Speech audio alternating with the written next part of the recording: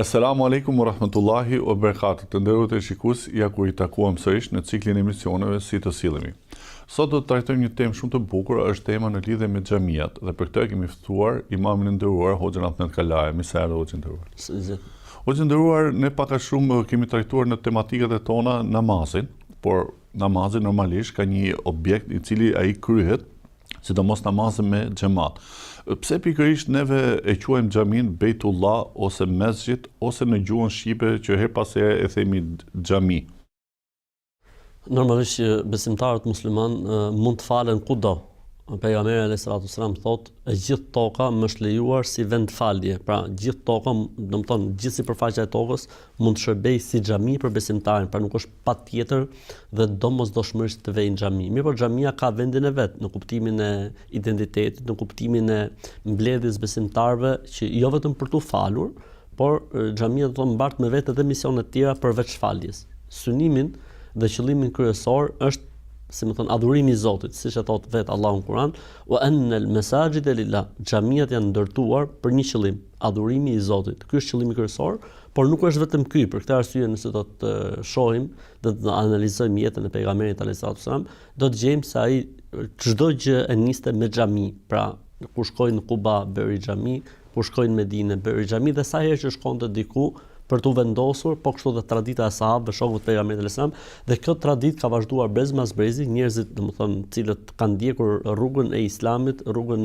e kësaj feje, gjërat e parë ose ndër gjërat e para që kanë bërë kur nisnin një, le të themi, themelimin e një shteti apo një qyteti, nisnin me xhami. Vetë pejgamberi sallallahu alajhi wasallam nisi me xhamin në Medinë sepse njerëzit kanë nevojë për një moment ku takohen, ku vllazërohen, ku rrinë me njëri tjetrin dhe normalisht përveç kësaj kanë atë synimin kryesor që është falja e namazit. Xhamia në Kur'an konsiderohet si shenjë dhe argument e besimit në Zot dhe në botën tjetër. Allahu tha në Kur'an, "Innama ya'muru masajidallahi man amana billahi wal yawmil akhir." Me të vërtetë që xhamiat I ndërtojnë, I frekuentojnë dhe I mirëmbajnë ata të cilët besojnë Allahun dhe botën tjetër. Pra një argument se njeriu beson Zotin dhe botën tjetër është ndërtimi I xhamisë, mirëmbajtja e xhamisë dhe frekuentimi I xhamisë. Për këtë arsye për shembull po të shohim ajetin e dritës në Kur'an, në surën e dritës, mbas ajetit dritës ku Zoti flet për dritën e besimit në zemrat e besimtarëve, Allahu nuru semawati wal ardh mathalan nuri deri në fund, thotë më njëherë mbas kësaj vjen fi buyutin edhin Allahu an turfa wa yudhkara fi ismuhu. Pra sikur po na thot Zoti, morët vesh se ç'është drita e besimit në zemrën e besimtarit? Po. A doni të dini se ku është kjo dritë e besimtarit? Ku mund ta gjeni këtë dritë ose momenti apo vendi ku mund të furnizoni më shumti me këtë lloj drite të besimit? Po duam o Zot ta dim, atëherë më njëherë më saj vjen fi bujutin. Në disa shtëpi në tokë, vende që Zoti ka lejuar që në to të ngrihet lart emri I Tij. Si ngrihet lart emri I Tij me ezan? Allahu Akbar, Allahu Akbar. Çdo xhami dallohet nëpërmjet ezanit dhe brenda xhamisë ngrihet lart vetëm emri I Zotit. Pra ne në xhami për shembull nuk madhërojmë apo nuk respektojmë asgjë përveç Zotit. Aty përmendet Allahu Akbar, subhanallahu, alhamdulillah, lexohet Kur'an, falet namaz, çdo gjë I kushtohet Allahut, çdo gjë është për të madhin Zot. Për këtë arsye edhe në Islam, domethënë është quajtur xhamia mesxhid. Mesxhid, po ta përkthejmë në gjuhën shqipe, vendi ku I bihet në sejdë Zotit. Vendi I takimit për të rënë në sejdë Allahut. Pra, kjo xhami shërben vetëm për një gjë, për të rënë në sejdë Zotit, për të lutur si qëllim kryesor, sepse ne do të themi që ose do të shohim që xhamia ka edhe funksione të tjera në Islam. Për këtë arsye, nga emrat e xhamisë është Bejtullah, pra me kuptimin shtëpia e Zotit, në kuptimin figurativ, pra me kuptimin që aty njeriu gjen Zotin e tij dhe aty është, si më thon, sofra e Zotit. Adhuron Zotin. Adhuron Zotin, pra aty është qiell. Po, absolutisht që po, pra në kuptimin figurativ.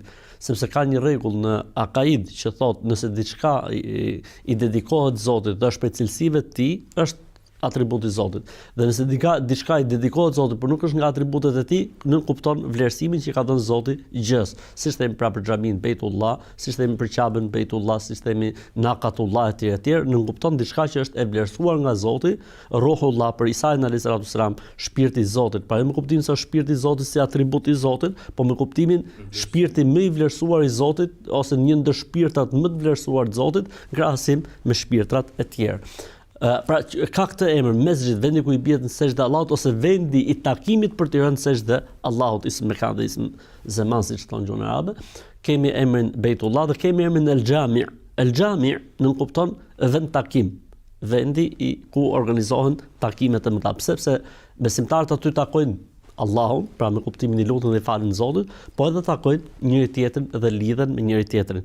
Pra, si më thënë Zoti më nuk ka dash që vllazëria islame të jetë teori apo të jetë diçka thjesht që lexohet nëpër libra, po vllazëria islame nis me bashkimin e trupave, me bashkimin e qenies me njëri tjetrin, me ndëtjen me njëri tjetrin, se nuk mund të ketë vllazëri nëse ne nuk rrim me njëri tjetrin. Dhe ky është një nga mësimet më të rëndësishme që neve na jep xhamia, ne duhet të jemi pranë njëri tjetrit. Po nuk qem pranë njëri tjetrit, po nuk qem si më thënë një bashkësi e unifikuar, po nuk qem si më thënë një me njëri tjetrin, siç tha pejgamberi sa shembulli besimtarëve, është shembulli një trupit vetëm. Po nëse ne jemi të shpërndar dhe nuk kemi një kohë kur takohemi dhe kur mblidhemi dhe nuk shajmë hallet me njëri tjetrin, atëherë ku mbeti puna si më thënë të qenë një trup i vetëm. Për këtë arsye, domethënë njihet me këto emra xhamia që nënkuptojnë një vend të veçantë, special, më ndryshe, më si më thënë të personalizuar në adhurimin e Zotit në xhami.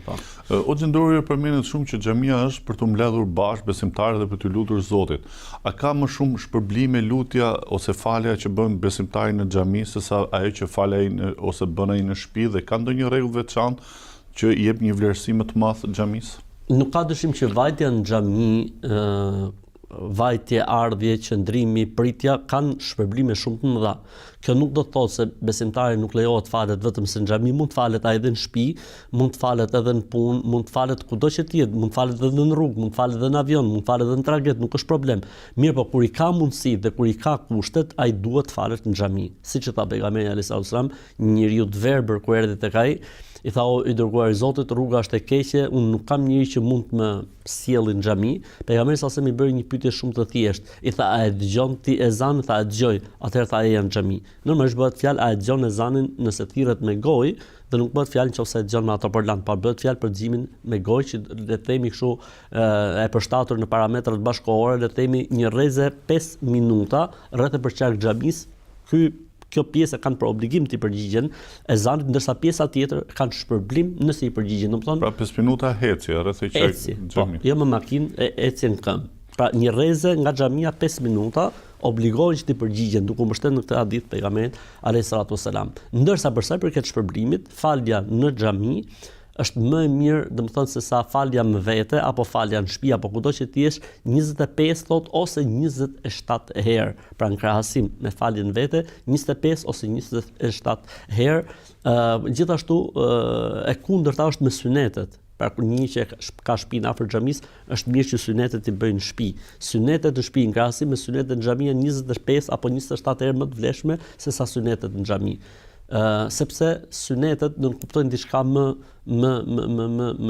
intime mes robit dhe Zotit të tij, por nëse njeriu rrezikon ikametin ose rrezikon tekbirin fillestar, atëherë i themi që duhet falet në xhami. Pra është më mirë që të falet në xhami. Pra falja me xhamat ka shpërblim më të madh, sepse pejgamberi sa më thotë, kur ti shkon në xhami dhe vjen për çdo vajtje dhe për çdo ardhje, Allahu, si më thon ty, të përgatit një vend në xhenet. Për çdo hap që hedh njeriu kur shkon në xhami, pra nëse do eci me këmbë, pra apo edhe me makinë, lëvizje, gjithçka, Zoti i shkruan atij një sevap dhe i fshin një gjuna. Vajtja në xhami për farz, thot i dërguari Allahu sallallahu alajhi wasallam, e merr shpërblimin sikur më qenë duke bërë haxhin, dhe vajtja për të fal sunetin e merr shpërblimin sikur më bër umre. Pra ka mirësi të madhe vajtja në xhami, dhe kjo është ajo domethënë që i ka mbajtur xhamia të gjallë, sepse njerëzit dinë dhe kuptojnë se shpërblimi i Zotit atë. Po edhe ne vetë për shembull e ndjejmë. Një namaz i bërë në xhami nuk është si një namaz i bërë në shtëpi, ka komplet ndjesi tjetër, sepse xhamia është ambienti i tillë, është mjedisi i tillë, është si më thon, është bërë për atë punë, ndërsa në shtëpi sado që të jetë njeriu i përqendruar, sado që të mundohet, nuk është si xhamia. Për këtë arsye është mirë që njeriu domethënë gjithmonë të interesohet për xhami, kudo që shkon, kudo që lëviz, të interesohet për xhami, sepse atë ndjesi dhe atë mrekulli, atë bekim që merr apo ndjen njeriu kur është në shtëpinë e Zotit, në sofrën e tij, nuk është si në asnjë vend tjetër që kudo që të jetë njeriu. Hoxhë nderuar, pak a shumë neve kemi dëgjuar disa shprehje profetike që disa njerëz i bëjnë xhamiet, pra vendosin varr aty dhe më pas bëjnë një faltor ose bëjnë një tempull. Kjo ka qenë dhe një këshill, domethënë, edhe në librat e mëparshëm ku Jezusi i thotë që i morët varrat e profetëve dhe i bët faltore, pra i ndaloi pak a shumë. Ndërkohë dhe profeti Muhammed e përmendi përpara vdekjes së tij, e lasi një amanet, domethënë që mos e ngrenë atë dhe mos e adhurojnë. Ndërkohë kemi shumë vende të tjera të cilat njerëzit shkojnë ke këto vende dhe i konsiderojnë në thonjza të mira, por ato kërkojnë bereqet për vendit për t'u lidhur me Zotin. A mos duhet vallë ose a mos është xhamia i vetmi vend që i shfuqizon të gjithë të tjerat për shkak të adhurimit që njerëzit i bëjnë vetëm Zotit dhe në vendet e tjera që adhurojnë idhujt besimtari ose njerëzit nuk duhet shkojnë? Në ajetin që unë citova pak më lart, ka një plotësim ajeti: wa anna al-masajida lillah fala tad'u ma Allahi ahada. Xhamit janë ndërtuar për adhurimin e Zotit, Allahut, pra një të vetëm, prandaj mos lut me Allahun asgjë tjetër dhe askënd tjetër. Pra një besimtar që ka thënë la ilaha illallah nuk lejohet që të shkojë as në varre, as në tyrbe, dhe nuk lejohet që mbi varre të ndërtoj objekte kulti apo adhurim, flas në Islam, sipas asaj që ne besojmë në Islam. Nuk lejohet që mbi varre të ngrej objekte e si pasojë aty edhe të adhurojë Zotin, pra edhe e zëm, ose fotografi. E zëm sikur njeriu aty nuk adhuron varrin. E zëm, adhuron Zotin. Pse aty? Ku e keti në Islam diçka të tillë? Ku ekziston në Islam? Përkundrazi, pejgamberi sa duke dhënë shpirt në agoninë e tij të vdekjes, e lasi amanet. Mos mos bëni këtë gjë, mos përngjasoni me ata që kanë qenë përpara jush. Nëna e besimtarëve si e komentoi, tha: po mos ishte ky amanet i profetit sallallahu alaihi wasallam, varri i tij do të ishte i dukshëm dhe njerëzit do të shkonin tek varri i tij. Ku është varri i profetit sallallahu alaihi wasallam? Domethënë nuk duket asgjë me disa mure, në mënyrë që njeriu mos të ketë as mundësi ta imagjinojë për t'u drejtuar varrit apo për t'u lutur varrit. Pra edhe sikur të ishte, le të themi që personi ky objekt i kultit nuk ka për qëllim që t'i lutemi të vdekurit, po ka për qëllim t'i lutemi Zotit përse? T'i lutemi Zotit tek varri i tij. Ka një sekret tu, Hoxh? Jo, dua të them mballall, pra dua të them që ideja kur ne flasim si të cillemi me xhamin, gjëja më kryesore është që këtë xhamit ja kushtojmë Zotit. Xhamit, objekte kulti që i duhen kushtuar Zotit. Në momentin që këto objekte kulti futet aty, ndërhyrja njerëzore, rregullimi njerëzor, krijesat bëhen si ndërmjetësues tek Zoti, apo trupat e tyre e bëjnë xhamin më të bekuar apo më të mirë, atëherë kjo do të thotë se tauhidi apo njëshmëria ka marrë fund dhe qëllimi i xhamisë ka marrë fund. Pra ne kemi humbur misionin në momentin që themi se po të jetë një i vdekur aty apo po të jetë një varr aty i jep më vlerë. Atëherë ne kemi humbur misionin. Misioni i cili është xhamit janë për Allahun, edhe s'duhet lutur askush me Zotin apo bashkë me Zotin apo asgjë tjetër. Po do të thuash ti ne e dim këtë gjë, shumë mirë ti e di, po brezi tjetër, sepse po të themi në retrospektiv origjina e shirkut, cila është njerëz të mirë, devotshëm, brezi i parë, brezi i dytë, brezi i tretë, brezi i katërt i kthyen këta njerëzit e mirë, e vlijat, i shejtëruan dhe i bën zota përveç Zotit. Kështu që gjëja e parë se do të flasim për sjelljen e xhamisë, të ta kthejmë xhamin në misionin e saj, adhurimi i Zotit, vllazërimi mes njëri tjetrit dhe ruajtja e raporteve dhe dhënia e një misioni përveç të adhurimit të Zotit social të xhamisë në shoqëri.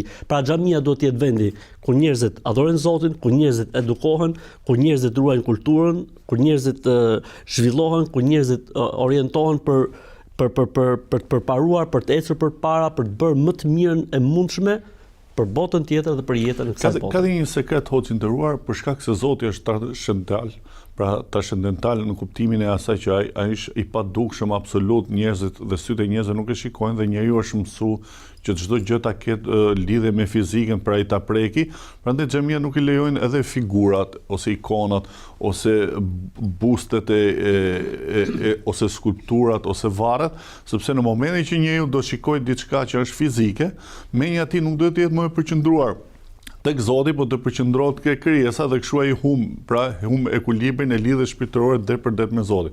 Por për ta vazhduar me pyetjen i nderuar Hoxh, ju e përmendet që xhamia quhet Bejtullah.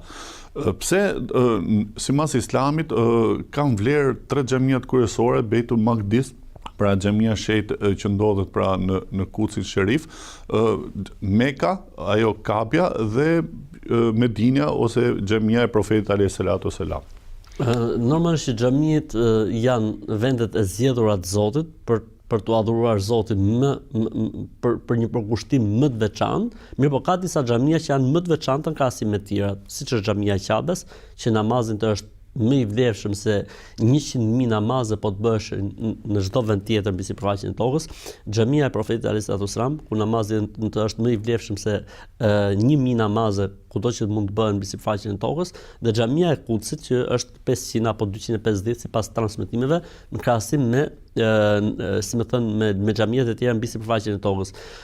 Mirë po, i dërguari i Allahut sallallahu alaihi wasallam shumë bukur e ka thënë la tushaddu rihalu illa li masajidin thalat. Nuk lejohet që njeriu të ndërmarrë udhtim vetëm se në 3 xhamiat e bekuara, si më thënë, xhamin e shenjtë të Qabes, xhamin e shenjtë të Medinës dhe xhamin e bekuar të Kutsit Sherif. Pra në këto 3 raste kemi një specifikim më të veçantë. Pra ka diçka më të veçantë në këto 3 xhamia, si më thënë, është ajo që thot Zoti në Kur'an, Allahu yakhluqu wa yakhtar. Allahu është ai i cili ka krijuar dhe ka përzgjedhur. Allahu ka dashur që këto 3 xhami të kenë një status më ndryshe tek Allahu xhel xhelalu, për këtë arsye dhe statusi i tyre është më i veçantë dhe besimtarët, domethënë, kur shkojnë në haxh i përkushtohen shumë Qabes, kur shkojnë në umre i përkushtohen shumë Qabes, shkojnë në Medinë dhe falen në xhaminë e Profetit alayhis salatu wassalam dhe shkojnë në Quds dhe falen atje namaz, domethënë, gjë që tregon se vlera e tyre është më e veçantë tek Zoti dhe është një përzgjedhje e Zotit kjo, pra është një përzgjedhje e Zotit. Allahu është ai i cili zgjedh çdo doj dhe përzgjedh çdo doj. Kush është këshilla juaj për ato persona të cilët janë me tradita muslimane, siç kanë babain ose gjyshin, po ndërkohë në vend vinë xhami vizitojnë objekte të tjera kulti? A mos duhet domethënë një thirrje për ato që edhe ato të vizitojnë xhamin për shkak të traditës fetare që kanë familje? Nuk ka dyshim, xhamia është vendi i mëshirës së Zotit i hapur për të gjithë, qofshin këta njerëz jo musliman, qofshin këto musliman, pa ata që janë musliman normalisht që kanë edhe obligim, jo thjesht për etik, apo për kulturë, apo për të mbajt linjën, jo më është e nevojshme. Duhet që besimtarët, duhet që muslimanët, duhet që edhe të tjerët, pse jo, të vinë xhami, të frekuentojnë xhamin, sepse dua që ata, domethënë, në thonjza i sfidoj, a do ta ndjejnë këtë që ka ndjer ky djaloshi apo jo? A do ta ndjejnë një lloj qetësie, një lloj rahatie, një lloj prehje që ka gjetë ky djaloshi apo jo? Dhe ti je i sigurt që do ta gjejnë padyshim. Hoxha nderuar, a ka ndonjë etikë e besimtarit secillet ai në momentin që shkon në xhami ose në momentin që hyn në xhami ose mbas daljes së xhami, pra që fillon nga abdesi, ke parfumosja, ke këto rregullat e tjera? Atëherë, xhamia është, siç e kemi thënë, siç e përsërisim vazhdimisht, shtëpia e Zotit, dhe të shkosh në shtëpinë e Zotit do të thotë që ti duhet të jesh më i kujdesshëm se çdo herë. Për këtë arsye në Islam, qysh përpara se me shku në xhami, qysh kur del nga shtëpia dhe ti e ke niyetin për xhami, ka një dua specifike. Jo si të gjitha duat e tjera. Eci ato duhet të jetë qetë, pra nuk duhet të eci njeriu me vrap, por duhet të eci qetë. Kur futet në xhami, besimtari futet me këmbën e djathtë. Thot bismillah, bën lutjen e hyrjes në xhami. Bismillah wa salatu wa salamu ala rasul, Allahumma iftah li abwaba rahmatik. Me emrin e Allahut, bekimet qofshin mbi profetin e tij, o Allahu Zot, mi hap dyert e mëshirës tënde. Kur shkon në xhami, nuk ulet në xhami pa i fal 2 rekat namaz. Pra, para se të ulet, i fal 2 rekat namaz, nëse nuk është kohë falje, e nëse është kohë sunetesh apo farzësh, nuk ka nevojë të fali këtë 2 rekatsh. Në xhami besimtari rrin i qetë, përmend Zotin, bën dhikr, pra lexon Kur'an, bën dua dhe nuk bën zhurmë. Kjo është shumë e rëndësishme. I dërguari Allahu sallallahu alaihi wasallam ka thënë në një hadith, për shenjave të kiametit është e folura në xhami ose muhabetet e kësaj bote në xhami. Pra nuk është e preferuar dhe nuk është mirë, sidomos nëse është kohë falje dhe lutje. Nëse është kohë falje dhe lutje, është ky hadith, po është edhe ajeti kuranor, ata të cilët i shqetësojnë besimtarët pa e merituar. Pra ti në momentin që dikush është duke u fal dhe bën muhabet, shqetëson besimtarët pa e merituar ai. Në një rast pejgamberi sallallahu alajhi wasallam shkoi në xhami dhe pa një njeri që po lexonte Kur'an ndërkohë që dikush po falej, e ndaloi që të lexoj Kur'anin me zë të lartë, ndërkohë që ky po falej, që fundja fundit Kur'ani është fjalë e Zotit, po jo nuk bën sepse ky tjetri është duke u fal. Nëse xhamia nuk është koha adhurimi, nuk ka njerëz që adhurojnë Zotin, aty lejohet, nuk ka asnjë problem, edhe me fol, po edhe me loz fëmijët për shembull, apo edhe të mëdhenjt, apo ketë edhe si më thon momente dhe kohë argëtimi, nuk përbën asnjë lloj problemi fetarisht. Le të vazhdojmë me rregullat. Për rregullave të vetes në xhami është që njeriu, domethënë përveç abdesit, duhet që të jetë mundësisht, domethënë i parfumosur, nëse nuk i ka mundësitë, atëherë të paktën nuk duhet kundërmoj erë të keqe, sepse shqetëson besimtarët. Pra, pejgamberi sallallahu alajhi wasallam në një hadith ndjeu erë hudhre, qepe që kishte ngrënë ndikush dhe mbajti fjalim.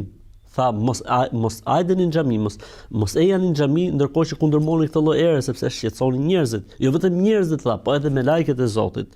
Tjetra është që njeriu duhet të angazhojë veten e tij me synetet, pra nëse është kohë për të falë synetet, në mënyrë që falja e farzit marri rëndësinë e duhur. Është mirë gjithashtu që besimtari, domethënë kur futet në xhami, është mos të shqetësoj njerëzit, që do të thotë është dikush një vend diku atje, lërës përderisa ka njerëz përpara teje, mos u ngut që ti të shqetësosh njerëzit. Gjë tjetër interesante është, domethënë është fakti që nëse thirret ezani, duhet me përsërit fjalët e muezinit, siç thot muezini, dhe pastaj me bërë duan mbas ezanit. Gjë tjetër prapë është mos me kriju trafik njerëzor tek safi i parë. Pra ka njerëz që duan, e ke safi i parë, shpërblimi i safit të parë, sikur ta dinin njerëzit çfarë shpërblimi ka safi. Mirë, po puna e safit të parë është që ti duhet t'ja bësh, siç thot populli, yzmetin, pra duhet t'ja bësh shërbimin qysh më herët. Pra ti nuk mund të vish 1 minutë përpara ikametit, edhe domethënë të shkosh në saf parë, ndërkohë që ti duhet që të vish herët, vish në kohën e ezanit, të pak mas ezanit dhe gjen vend safin e parë. Gjithashtu mos ngushtimi i njerëzve, domethënë përderisa le të themi safi ka krijuar le të themi një komoditet, nuk ka pse njeriu të ngutet. Po edhe e kundërta, nuk ka pse të lihen hapësira në rrjeshta ndërkohë që ka mundësi me u plotësu.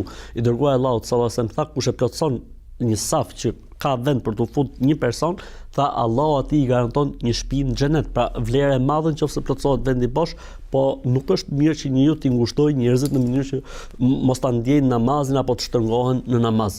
Normalisht të gjitha këto nuk kuptohet mbas një abdesit mirë, mbas një guslit mirë, nëse është obligim gusli, pa le të themi kjo ka të bëjë, si më thon, me pjesën e mas pastrimit. Normalisht kur tham për kundërmimin e erës keqe, nëse besimtari ka kushtet dhe mundësitë, dhe sot pothuajse janë kushtet dhe mundësitë, është mirë që të vendosin një parfum të mirë, jo nga ato parfumat e egra apo të fortë, sidomos ato vajorët, domethënë që më shumë shkaktojnë si më thënë irritim mukoz se sa një aromë të mirë, pa mundohemi që të gjejmë diçka të mirë. Për gjërave interesante është gjithashtu edhe kujdesi ndaj higjienës gojës kur ve në xhami. Pse? Sepse ne në Islam gjejmë që profeti sallallahu alajhi wasallam këshillonte që higjiena e gojës të jetë e rregull, sepse do të takosh dikë kështu me radhë.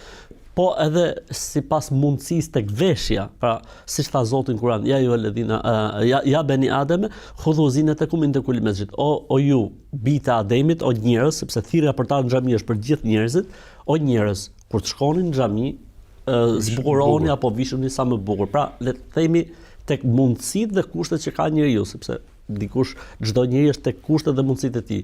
Mirë, po duhet di se kë po viziton, kujt po i shkon. Allahut, atëherë më meritori për të zbukuruar për të qenë i pashëm, për të qenë i hijshëm e kështu me radhë është Zoti i gjithësisë. E fundit fare, prej etikës në xhami është mos shqetësojmë askënd. Këtë neve nuk duhet të harrojmë. Pra jemi duke shkuar në xhami për të adhuruar Zotin, për të vllazëruar me njëri tjetrin, për të marrë mëshirën e Zotit, për të marrë bekimet e tij, dhe asnjëherë në xhami ne nuk duhet të bëhemi objekt shqetësimi për askënd. Qoftë tek mënyra se si lejmë shapkat apo kputucët, qoftë tek mënyra se si parkojmë makinat duke u bërë shkak trafiku apo diçka e tjetër. Pra nuk duhet të jetë asnjëherë xhamia arsye që ne të kemi një sjellje anormale në mënyrën se si i bëjmë gjërat brenda xhamisë apo jashtë xhamisë apo në lagje që ka të bëjë me xhamin, sepse në fund fare ndoshta xhamia mund të jetë në një lagje ku njerëzit nuk kanë ndoshta dhe raporte shumë me Islamin dhe nuk ka pse, si më thon, në thojza kështu të shqetësohen nga njerëzit që vënë në xhami, por xhamia do të jetë një vend qetësie, maturie, mëshire, sigurie dhe një vend stresi për banorët ku është kjo xhami. Allahu ta shpërblet sotin nderuar. Amin. Të nderuar të shikues, shkëputemi për pak minuta dhe ritakohemi sërish në pjesën e dytë të emisionit tonë.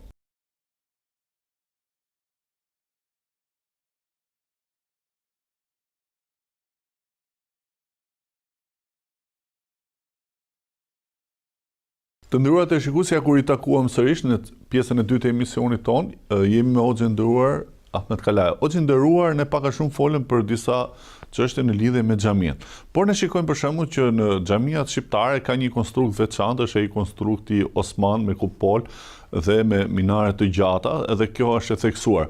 A ka një stil të veçantë arkitekturor xhamia apo s'ka problem, mjafton domethënë që ajo të konsiderohet xhami nga pamja identitare?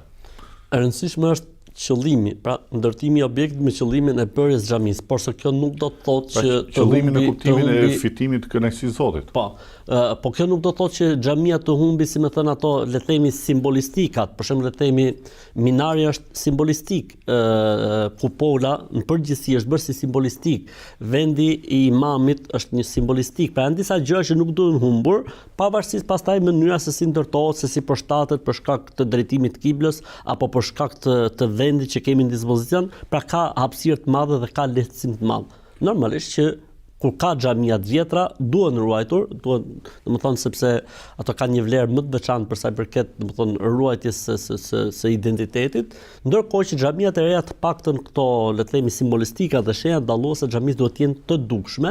Normalisht do të thuash ti, po është edhe ezani. Okej, ezani ka rolin e vet për të dalluar xhamin, por nuk është e mjaftueshme, pra duhet të ketë edhe atë, duhet të ruaj aromën kur i thon. Pra duhet, si thot populli, duhet i vjera xhami, edhe kur të duket, pa çdo kush të kuptojë që këtu ka të bëjë me xhamin dhe jo thjesht me një objekt modern. Pra pamje vizive, duhet të ruaj pamje vizime që ajo të kuptohet në mënyrë identitare që këtu ka xhami. Sinjale, ka disa simbolistika xhamia. Ose kur hyn në qytet, në moment që ti dikush një udhëtar hyn në qytet, ai shikon minaren dhe drejtohet te sa. Që ka të bëjë me xhamin. Hoxhë nderuar, ne folëm për xhamin, po çfarë shpërblimi ka ai person i cili ndërton ose bëhet shkak ose dhuron një tokë për ndërtimin e një xhamie? I dërguari Allahut sallallahu alaihi wasallam ka thënë, kush bëhet shkak për një të mirë do të marrë shpërblimin e asaj gjëje dhe e çdo kujt që ndikohet për asaj gjëje. Pra, një njeri që bëhet sebeb për të ndërtuar një xhami, ndoshta asgjë s'bën ai, po thjesht mundohet dhe u bë sebeb.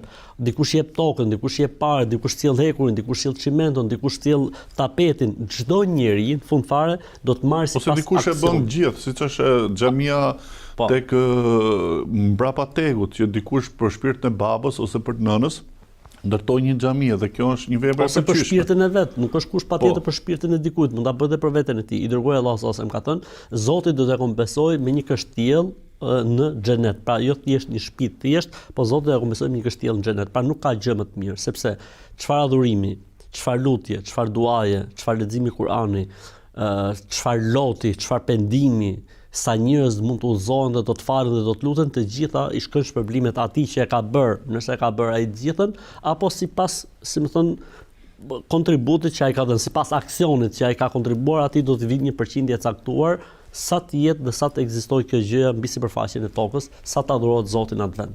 Gjithashtu, hoxhë nderuar, neve shikojmë tek xhamiat janë arkat e ndihmave të xhamia.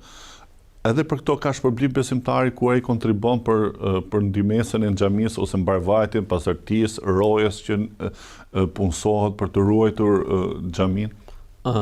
Frekuentimi dhe mirëmbajtja e xhamisë nuk kupton, domethënë që ne të kontribojmë kur është e nevojshme dhe arkat janë vendosur pikërisht për këtë punë. Pra, nëse ne shkojmë në një xhami dhe gjejmë banjon shumë perfeksion, gjejmë tapetin shumë perfeksion, gjejmë një staf që shërben, ka punë, domethënë ka kurse, ka domethënë i shërben xhamati. Me çfarë mbahet? Mbahet me kontributin e besimtarëve. Pra besimtari nuk duhet të kalojë serbes aty sa e bën dikush.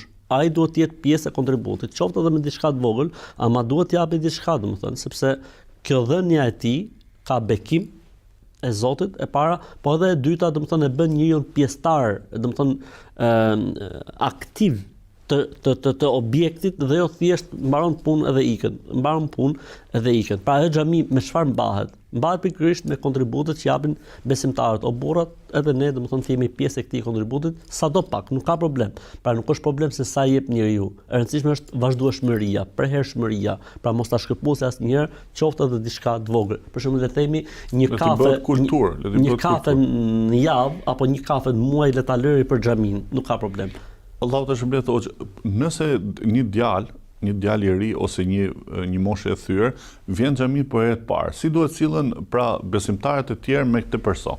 Kjo është shumë e rëndësishme faktikisht, domethënë ne le të themi prej faktit se si duhet sillemi në xhami, është sjellja jonë me njerëzit që na vinë për herë të parë. Pra ka njerëz që ndoshta ai nuk din se si funksionon xhamia dhe ai që vjen nga jashtë i sheh ata xhamisë si engjëj të gjithë.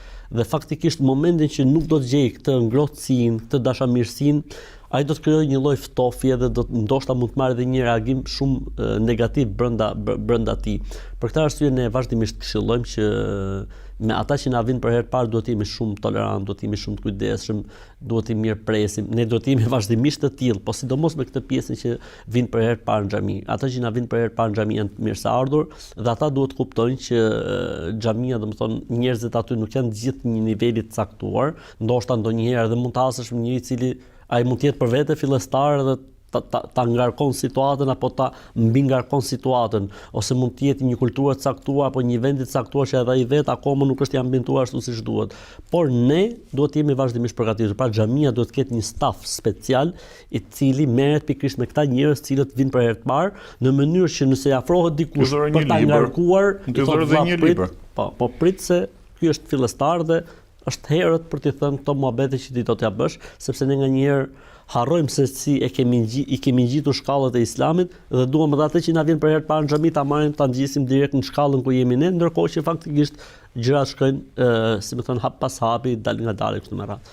Gjëja tjetër që është shumë interesante është sjellja jonë me njerëz që janë të mëdhenj ose le të themi të thyer në moshë ose me pleq, duhet të jemi shumë të kujdesshëm edhe me ata, sepse ata ju ngel hatri për një gjë të vogël, kanë nevojë që të ulen ndoshta se s'falen dot ashtu siç falen njerëzit, duhet me kriju kushtet, duhet me kriju dashurinë, sepse ndoshta këtë dashuri nuk e kanë gjetë në familjet e tyre apo tek fëmijët e tyre, ose në shoqërinë e ignorancës së tyre. Po, ndërkohë që ne mund t'u ofrojmë një gjë të tillë. Gjë tjetër shumë interesante është edhe sjellja jonë me fëmijët.